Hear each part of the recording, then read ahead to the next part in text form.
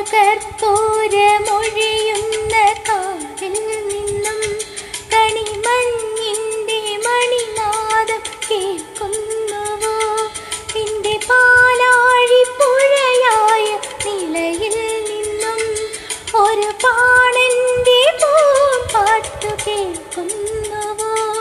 നിന്റെ വനമാലയായി നല്ല മയിൽപീലിയായി, നിന്റെ വനമാലയായി നല്ല മയിൽപീലിയായി എന്റെ ഏകാന്ത ജന്മം നീ പൊന്നാക്കുമോ?